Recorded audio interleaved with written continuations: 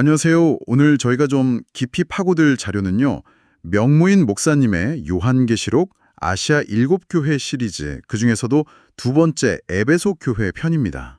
네, 그 중에서도 하편 내용을 중심으로 살펴보겠습니다. 맞아요. 에베소 교회가 칭찬도 받고 또 책망도 받았는데 특히 그 처음 사랑을 버렸다는 말씀, 그리고 회개하라는 촉구, 이 부분의 의미를 좀 집중적으로 파헤쳐 보려고 합니다. 네, 요한계시록의 이 편지들이 쓰일 당시 로마 제국 아래에 있던 실제 교회들이 겪었던 그런 상황들을 생각하면 더 깊이 와닿죠. 그렇죠. 자, 그럼 에베소 교회가 잃어버렸다는 그 처음 사랑, 도대체 뭘까요? 이게 오늘 저희의 핵심 질문입니다. 이 자료에서 제시하는 해석이 상당히 흥미롭습니다. 보통 처음 사랑하면 뭐랄까, 막 뜨거운 감정? 그런 걸 떠올리기 쉬운데 네, 저도 약간 그런 이미지였어요. 그쵸. 근데 저자는 에베소 교회의 구체적인 상황, 그러니까 칭찬받았던 행위들과 연결해서 그 이산의 의미를 찾습니다. 단순한 감정이 아니라, 훨씬 더 능동적인 무언가였다는 거죠. 능동적인 무언가. 그럼 먼저 칭찬받은 부분부터 좀 짚어볼까요? 에베소 교회가 인내했다는 점. 네, 인내. 근데 이게 그냥 참는 게 아니라 주의 이름을 위해서 막 수고하고 게으르지 않았다. 이렇게 구체적으로 칭찬받았어요. 여기서 그 이름이 바로 예수를 뜻한다고 하죠. 맞습니다. 예수라는 이름 자체가 자기 백성을 죄에서 구원할 자, 이런 의미를 담고 있잖아요. 그렇죠. 그러니까 그 이름, 즉 예수를 위한 인내와 수고는 구원받은 사람으로서 당연히 드려야 할 어떤 감사의 표현, 그리고 내가 그리스도인이다라는 증거가 되는 뭐랄까 기쁨의 행위, 그렇게 이해할 수 있습니다. 그냥 억지로 하는 의무가 아니라 구원의 결과로 자연스럽게 나오는 반응이었다. 이런 말씀이시군요. 네, 바로 그거죠. 그런데 이렇게 잘했는데도 불구하고 처음 사랑을 버렸다는 아주 따끔한 책망을 들어요. 이게 전통적으로는 하나님 사랑, 이웃 사랑이 좀 식었다. 뭐 이렇게 해석하기도 한다면서요. 네, 네. 그렇게 많이들 해석해 왔죠. 그런데 이 자료의 저자는 문맥에 좀 더 주목합니다. 문맥이요. 네. 바로 앞에서 칭찬했던 내용 있잖아요. 2절, 3절. 주의 이름을 위하여 교회의 순결함을 지키려고 악한 자들, 예를 들면 거짓 사도들하고 싸우고 그들의 거짓됨을 드러냈던 그 믿음의 투쟁? 그 투쟁 자체가 네. 그 투쟁 자체가 바로 처음 사랑이었다고 해석하는 겁니다. 와, 상당히 다른 해석인데요. 그렇죠. 근데 이게 설득력이 있는 게 에베소뿐만 아니라 다른 일곱 교회들에게 보낸 편지들을 봐도요.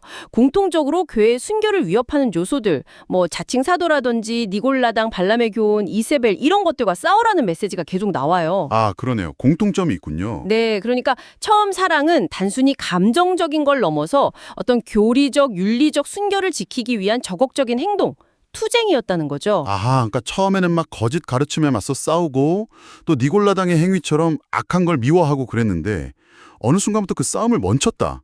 이런 얘기군요. 맞아요. 버렸다는 표현 자체가 좀 능동적이잖아요. 의도적으로 그 투쟁을 중단했다는 점, 그게 핵심입니다. 왜 그랬을까요?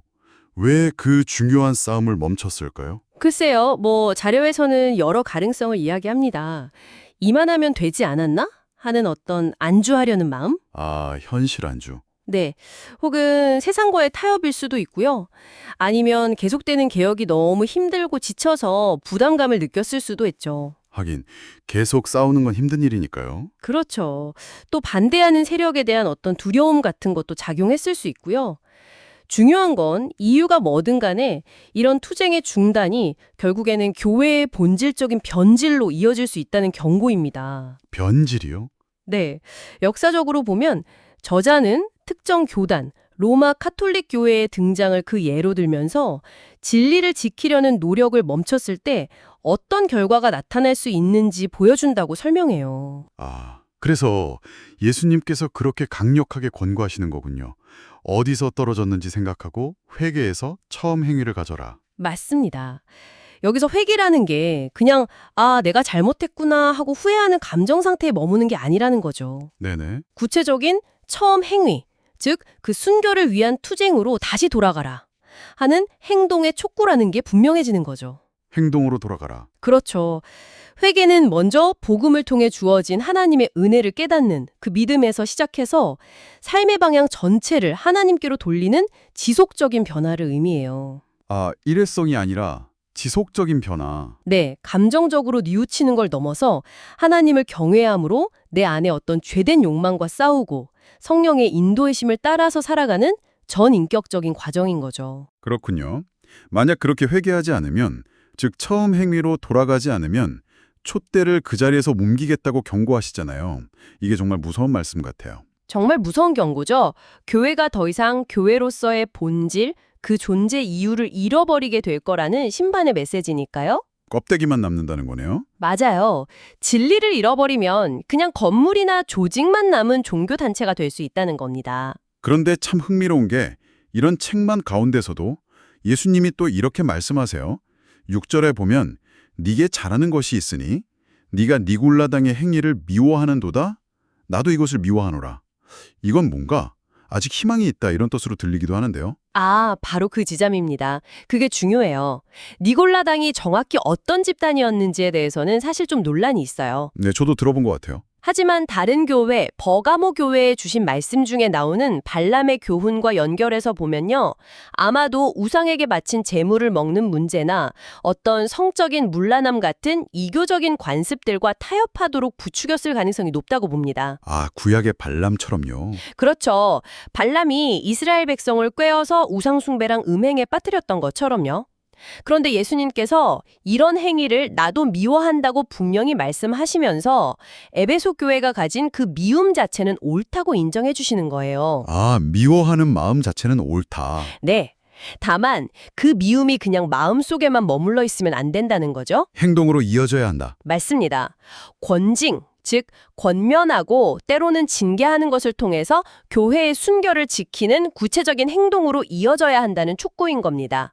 구약에서 비느하스라는 인물이 하나님의 질투심으로 직접 행동했던 것처럼요. 순이 뜨거운 감정 상태가 아니라 진리를 위해서 또 교회의 순결을 위해서 적극적으로 행동하고 싸우는 것이라는 걸 정말 깊이 새기게 되네요. 네, 그렇죠.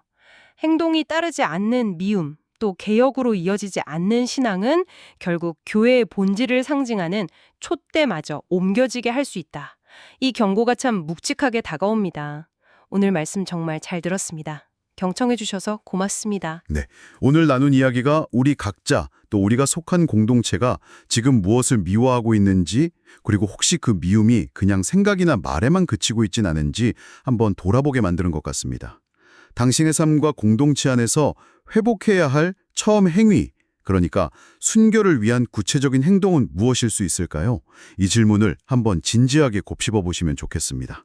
다음에 또 만나겠습니다.